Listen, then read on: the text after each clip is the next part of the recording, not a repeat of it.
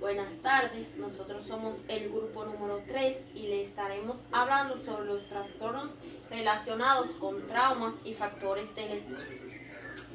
El estrés se produce por la conjugación de tres grandes grupos de variables, que son las propias del medio o factores externos del estrés, que son en las que nos rodean, y las propias del individuo o factores internos del estrés, que estos son como nuestros pensamientos o nuestras emociones. Un ejemplo de estas son el miedo a hablar en escena, y los factores moduladores, que no están directamente relacionados ni con la inducción ni con la respuesta de estrés, pero que condicionan o modifican la interacción entre factores internos y externos. Trastorno de apego reactivo.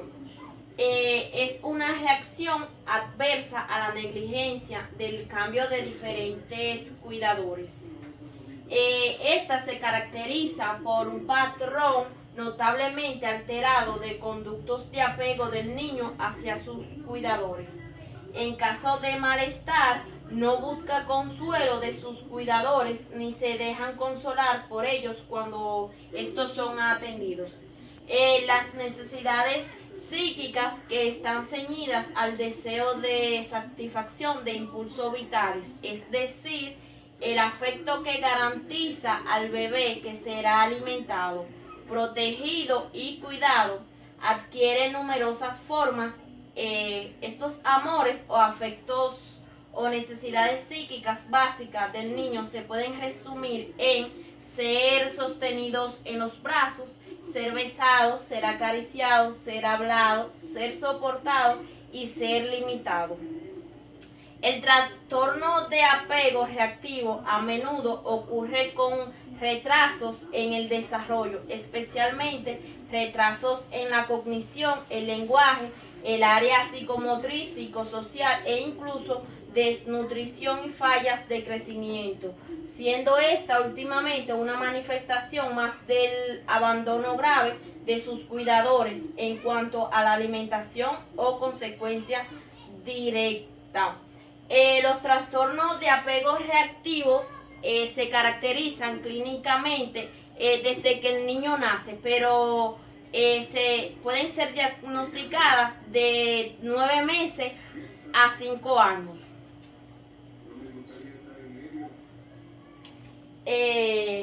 Como ya he explicado, el bebé necesita desde su nacimiento satisfacer varias series de necesidades, tanto básicas como psicológicas y biológicas, para poder sobrevivir sobre sus instintos.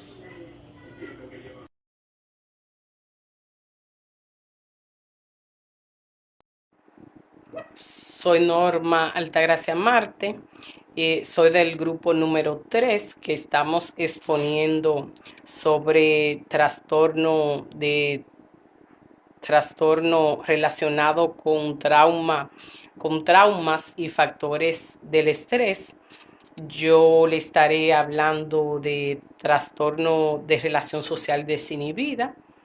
El síntoma que más evidencia a este trastorno es la ausencia de miedo normal o discreción al acercarse a un extraño o a extraños.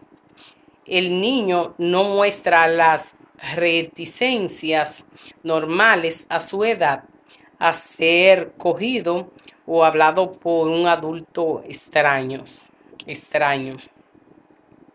Tiene un comportamiento desinhibido y demasiado familiar, manifestando plena disposición a irse con un adulto extraño. Sin embargo, no suele recurrir a su cuidador para buscar consuelo o atención. Los infantes que padecen un trastorno de relación social desinhibida evidencian con su comportamiento una historia de apego negligente por abandono cambio repetido de cuidadores principales o ausencia de referentes claros y selectivos, como ocurre en instituciones de adopción en las que las proporciones entre números de cuidadores y niños son notablemente desequilibradas. Una vez establecido el trastorno, tiende a persistir a pesar de los cambios significativos en las circunstancias ambientales. Hacia los 2 años, el niño muestra conductas de lapa y un comportamiento persistente y de vinculación dispersa y no selectiva. A partir de los 4 años, la conducta de apego deriva en una búsqueda incesante de atención y conocimiento y un comportamiento cariñoso indiscriminado. El diagnóstico de este trastorno de relación social desinhibida se realiza únicamente en la infancia, nunca antes de los 9 meses de edad. Cuando el abandono se produce después de los 2 años, la sintomatología del trastorno tiene mejor pronóstico que si se produce con anterioridad a esta edad. Siempre y cuando la calidad del entorno de cuidados posterior, el abandono sea la adecuada. Los niños que presentan trastorno de relación social desinhibido tienden a desarrollar trastornos de externalización, como el trastorno de negativista o trastorno de conducta, mientras que los presentan con el trastorno de apegos reactivo son más proclives a los trastornos de internalización y siempre de mayor gravedad como trastorno depresivo mayor. Dada la impulsibilidad que acompaña al trastorno de relación social desinhibido, es necesario distinguirlo del TDAH. Hasta aquí mi parte.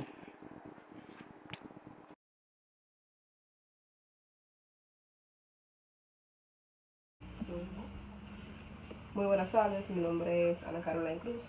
En el día de hoy vamos a hacer la exposición de Psicopatología 2, donde a mí me tocó el tema de los trastornos del estrés postraumático, donde podemos decir que el estrés del trastorno postraumático surge de forma diferida o como respuesta tardía a un acontecimiento, expresadamente a una situación de naturaleza excepcionalmente amenazante o catastrófica, que causaría por sí mismo un malestar generalizado en casi todo el mundo, tales como las exposiciones a la muerte, lesiones graves, violencia sexual, ya sea real o en forma de amenaza. Ciertos rasgos de personalidad, como por su ejemplo de compulsivo o asteriscos, así como antecedentes de trastornos neuróticos, actúan como factores predisponentes, tales que se desarrollan en la psicopatología postraumática o para agravar su curso, aunque dichos factores, entre otros, son necesidad de auspiciante para un trastorno de estrés postraumático. Este tiene diferentes manifestaciones clínicas, donde uno de sus son bastante floridas y abarcan varias áreas en el que el sujeto se puede encontrar una sintomatología similar en adultos y adolescentes y niños mayores de 6 años.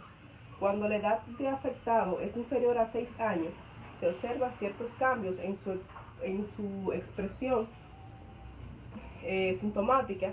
Se expone a continuación las diferentes manifestaciones clínicas por área de afectaciones y teniendo en cuenta la edad del niño. Reperimentación, el flashback, recuerdo de imágenes, sentimientos y sensaciones invasivas relacionadas con el suceso. En el niño mayor de 6 años se puede evitar los flashbacks en forma de juegos repetitivos con contenido del suceso. También existe la pesadilla, que ese es el sueño angustiante cuyo contenido o carga emocional estén relacionados con el suceso traumático. En niños, tanto menores como mayores de 6 años, se dan sueños aterradores, aunque no tienen por qué estar relacionados directamente con el suceso. La única relación de esta es el aumentar notablemente la frecuencia de pesadilla en el suceso. Reacciones motoras y emociones que se dan, reacciones de tipo disociativo, en las que el sujeto actúa o siente como si el suceso se estuviera repitiendo. El malestar psicológico y las reacciones fisiológicas obedecen tanto al estímulo externo como al interno que simboliza o son similares a algún aspecto de suceso. Existen también un síntoma como la evitación de estímulos asociados al trauma, que está la evitación, que se hace grandes esfuerzos por evitar lugares, personas, conversaciones, pensamientos, sentimientos, actividades, objetos u situaciones en general que el niño asocie en algunas maneras el suceso traumático. Mi compañera Jenny le estará terminando de dar estas pinceladas.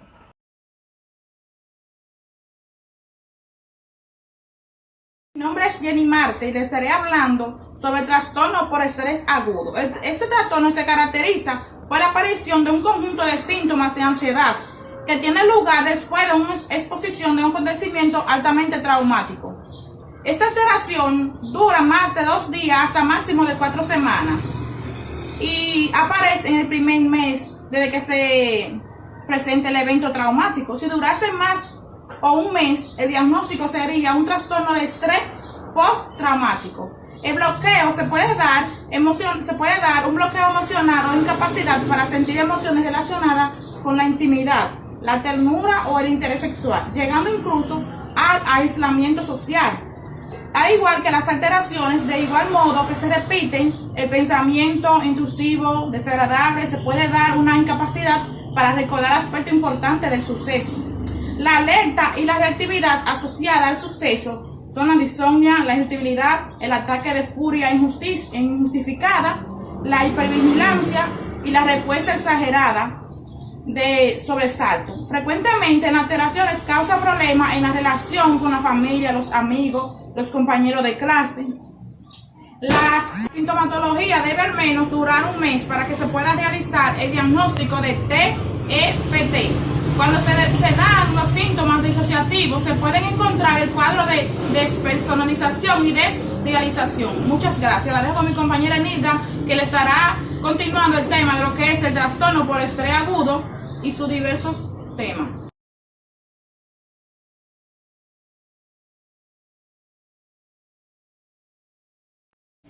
Trastorno de estrés agudo.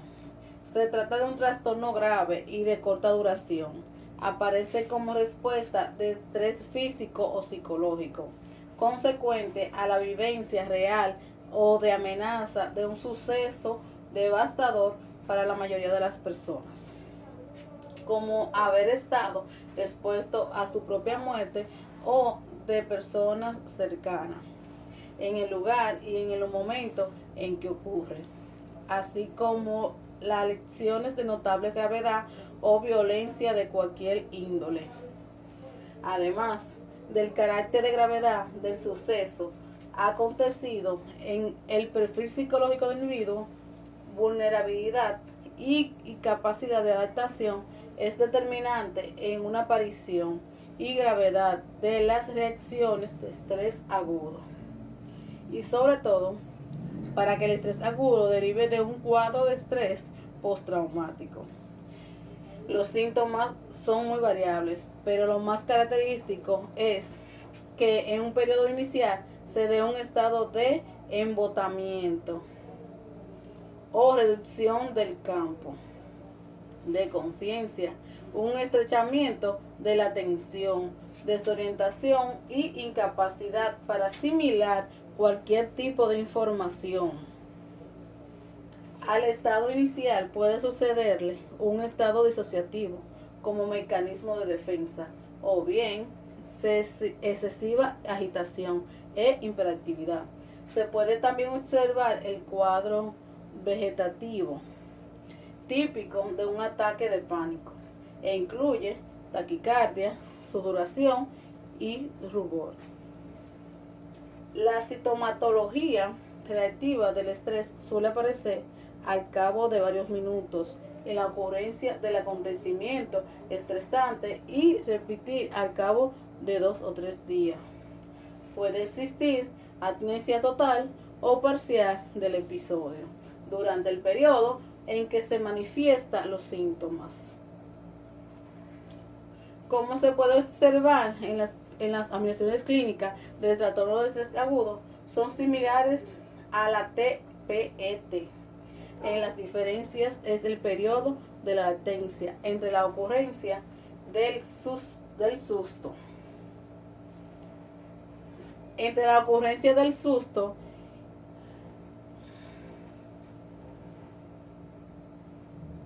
traumático y la manifestación del cuadro, así como la duración de los síntomas.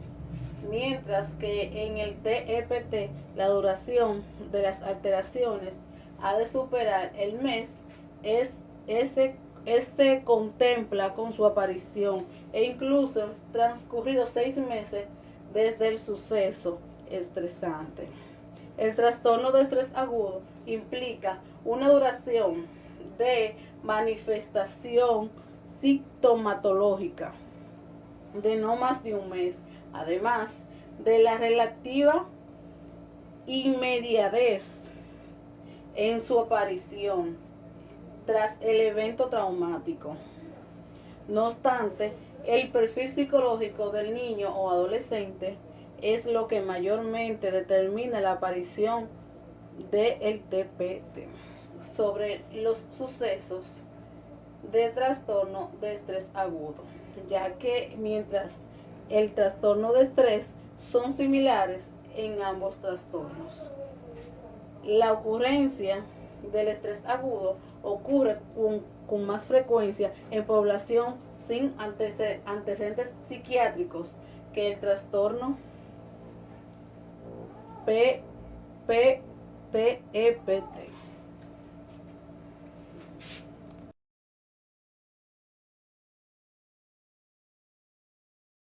Mi nombre es Yoscari Pimentel Jiménez. En estos momentos a mí me corresponde hablarles sobre los trastornos de adaptación y las manifestaciones clínicas. Trastorno de adaptación. Las personas afectadas con un trastorno de adaptación manifiestan un estado de malestar subjetivo y alteración emocional que interfieren de manera significativa en las actividades de la vida cotidiana. Aparecen en el periodo de adaptación o cambios vitales significativos, como un cambio de colegio, de domicilio, superaciones, experiencia de duelo e inmigraciones. Es decir, cuando uno tiene un cambio drástico en su entorno, suele tener en lo que es un trastorno de adaptación. El comportamiento vital o agente estresante pueden afectar únicamente al individuo, así como el grupo que pertenece a la comunidad, y sin embargo afectar no solamente a la persona que lo padece. La predisposición o vulnerabilidad personal tiene mayor peso para el desarrollo de las afecciones que en otros trastornos relacionados con traumas o factores de estrés. No obstante esto, las ocurrencias de los acontecimientos vitales estresantes es condición primaria para su aparición. Manifestaciones clínicas. Las manifestaciones clínicas observadas en niños y adolescentes con trastornos de adaptación son variadas y están sujetas a la idiosincrasia de cada uno de ellos. No obstante, subyacente a las diferentes formas de expresión de trastorno Suelen haber un humor depresivo, ansiedad, preocupación, sentimientos de incapacidad para afrontar los problemas, planificar el futuro o para continuar soportando las actuales situaciones. Afectivamente se encuentran propensos a dramatizar o tener las reacciones de rabias y violencia. En los adolescentes no es frecuente encontrar trastornos disociales añadidos a cuadros sintomatológicos. En niños pueden formar parte de una sintomatología comportamientos agresivos, regresivos, como neurosis, el lenguaje, inflatoides o chuparse los dedos. La manifestación de síntomas suelen demorarse hasta un mes tras un evento de cambios biográficos y rara vez durante más de 6 meses. En caso de mayor duración, se considera el carácter persistente del cuadro. Es importante diferenciar el trastorno de adaptación de un cuadro característico de duelo. El trastorno de adaptación suele derivar de un duelo complicado. Esto es un duelo que no cumple con la intensidad, la calidad o la persistencia de las relaciones que serían normales en un duelo. El trastorno de adaptación se manifiesta con una intensidad de angustia, ansiedad e ideas y sentimientos de incapacidad que durante un periodo de tiempo de tal magnitud interfieren claramente en su vida cotidiana para el punto de sufrir deterioros, hasta el punto de sufrir deterioros. Hasta aquí mi parte, espero que esta exposición haya sido de mucho agrado y que puedan comprender cada uno de los temas que allí se expusieron.